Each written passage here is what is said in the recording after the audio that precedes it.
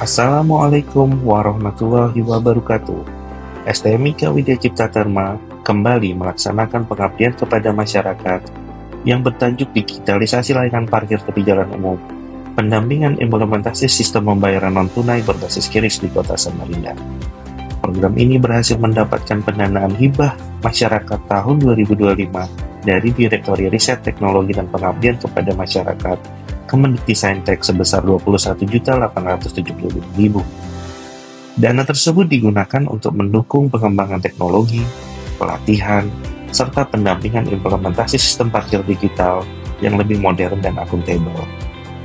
Pendampingan dan pelatihan dilaksanakan kepada juru parkir yang tergabung di dalam komunitas AgriFox, komunitas juru parkir di Alaya Kota Samarinda. Sosialisasi dilakukan kepada para pengendara yang melakukan parkir di tepi jalan umum dengan memberikan brosur penggunaan pembayaran non-tunai. Penyebaran sosialisasi brosur pembayaran tunai dilaksanakan oleh juru parkir dan juga oleh tim pengabdian kepada masyarakat yang disebar di beberapa titik di Kota Samarinda. Hasilnya adalah para pengendara sudah bisa melakukan transaksi pembayaran non-tunai hanya dengan melakukan scan barcode yang sudah disiapkan di aplikasi juru parkir. Aplikasi tersebut diberi nama aplikasi Parking Hub. Dengan menggunakan aplikasi ini, pembayaran parkir tepi jalan umum di Kota Samarinda bisa lebih bersifat akuntabel. Laporan penggunaan dana akan secara otomatis dilaporkan kepada dinas terkait. Bagaimana Mas Andi sebagai jukir terhadap aplikasi non-tunai ini? Kalau untuk aplikasinya itu ya bisa dibilang mudah sih Pak, karena juga efisiensi kan untuk melakukan transaksi yang transparan ke sama kantor ya, gitu. Kemarin setelah dari tim kami mensosialisasikan aplikasinya, apakah cukup membantu para jukir di sini untuk menggunakan aplikasi? Kalau untuk aplikasinya bisa dibilang membantu sih Pak, untuk tarif yang ditentukan sudah ya, karena dari contoh lah seperti mobil itu kadang yang ngasih 2.000, 3.000, tapi setelah kita kasih kartis yang sesuai dengan tarif, dengan aplikasi itu dia membayar dengan yang sudah ditentukan tarifnya itu Pak. Bagaimana dengan respon pengunjung di sini setelah menggunakan aplikasi non-tunai?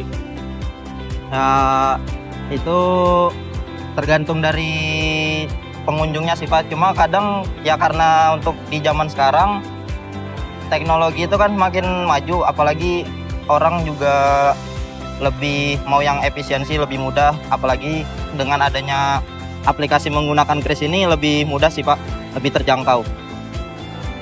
Oke, selamat siang Mas. Yang Ya, gimana tadi tanggapannya membayar parkirnya secara non-tunai atau melalui QRIS?